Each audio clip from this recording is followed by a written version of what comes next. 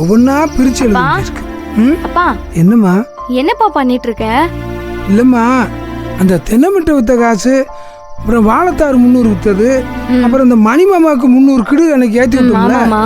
அது எதுக்குமே இன்னும் காசு வரலத்தா. அதான் எழுதி ஐயாட்ட ஒப்படைக்கணும்ல. முந்தி உங்க அக்கா பார்த்துக்கிட்டு இருந்துச்சு, இப்போ நான் சும்மா தானே இருக்கேன். சரி சரி. உங்க அக்காவுக்கு அங்கிட்டு இங்கிட்டு ஓடவே நேரம் சரியா இருக்கு பாவம். அதான் நான் எழுதிட்டு இருக்கேன். அது சரிப்பா, அக்கா எங்க? வீட்டுல இருந்துச்சு, பார்க்கலையா? வீட்ல இல்லையேப்பா.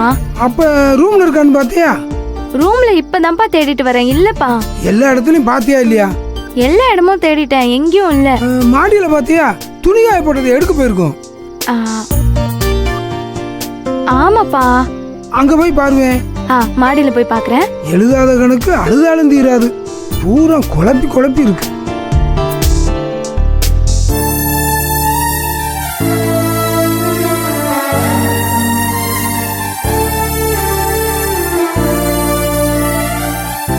அக்கா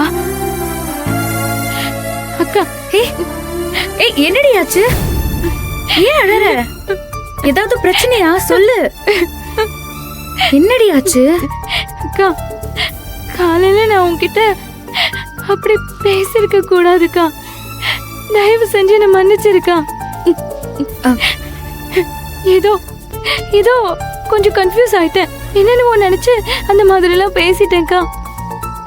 அது ஏன் தப்புதான்க்கா. அக்கா, உனக்கு கோவம் தேரலன்னா என்ன 2 அடி அடிக்கா. இருடி. அக்கா, நீ நல்லவக்கா, நீ அடிக்க மாட்டே, நானே என்ன அடிச்சுக்கிறேன். லூசு, என்ன சின்ன புள்ள மாதிரி பண்ணிட்டு இருக்க? தப்பு பண்ணிட்டேன்க்கா, மனசு உறுத்துதுக்கா. அக்கா தங்கச்சின்னா சண்டை இல்லாம இருக்குமா வீட்ல? விடு. என்ன மன்னிச்சுட்டேன்னு ஒரு வார்த்தை கூட சொல்ல மாட்டியாக்கா? அப்படி என்ன தப்பு பண்ணிட்ட? மன்னிப்பெல்லாம் கேட்க வேண்டாம், விடு. எல்லாம் ஏன் முட்டாள்தானம் தான். நான் எதுக்கு அப்படி பேசினேன்னு சத்தியமா எனக்கு இப்ப கூட புரியலக்கா. ஆனா ஒண்ணுக்கா, அக்கா, நீ தயவு செஞ்சு என்ன நம்புக்கா. நான் உன் தங்கச்சிக்கா. மத்தவங்க மாதிரினா ஆம்பளைங்க பின்னாடி அலையிற பொண்ணு இல்லக்கா. அது தெரியும்டி. அப்படி ஒரு பேர் உனக்கு வந்துட கூடாதுன்னு தான் நான் பதறிட்டேன். அக்கா, ஒன்னு சொல்லட்டா? சத்தியமா நான் அவரு பின்னாடி எல்லாம் போலக்கா. அவருதான் என்ன பிடிச்சிருக்குன்னு சொன்னாரு. சுத்தி சுத்தி வந்து என்ன பிடிச்சிருக்கு, விரும்புறேன்னு சொன்னாரு. அவரும் நல்லவர் தான்க்கா. கஷ்டப்பட்டு உழைக்கிறாரு, சொந்த கால்ல நிக்கிறாருக்கா. பைக் டாக்ஸி தான் ஓட்டுறாரு இப்போதைக்கு. படிச்சிருக்காருக்கா. என்ன ரொம்ப மதிக்கிறாரு.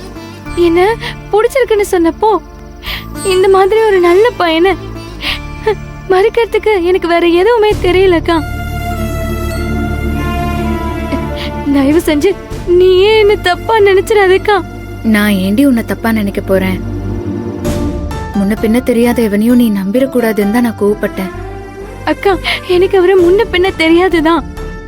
ஆனா பழக ஆரம்பிச்சதுக்கு அப்புறம் அவரு நல்லவருன்னு எனக்கு புரிஞ்சிச்சுக்கா. அக்கா, நானே அவரை கூட்டிட்டு வந்து உன் முன்னாடி நிறுத்துறேன்க்கா. அவர்கிட்ட நீயே பேசுக்கா. ஒருவேளை அவர் உனக்கு பிடிக்கலன்னு வையேன், நீ வேண்டான்னு ஒரே வார்த்தை சொல்லுக்கா.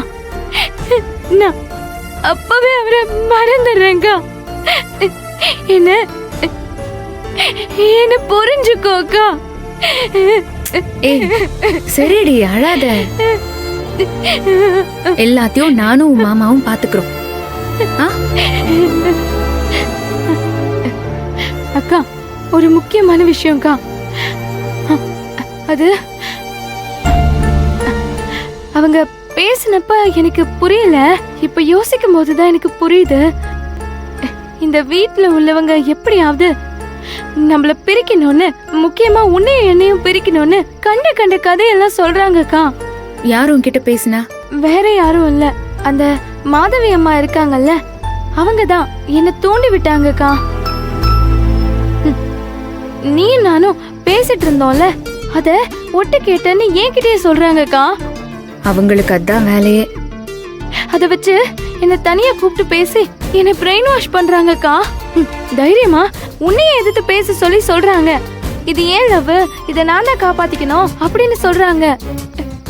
கிட்டத்தட்ட என்னென்னவோ பேசி ஏன் மண்டே கழுவுறாங்கக்கா. புனிதா, அவங்க அப்படிதான். இவங்க மட்டும் இல்ல, இந்த சிட்டியே இப்படிதான்.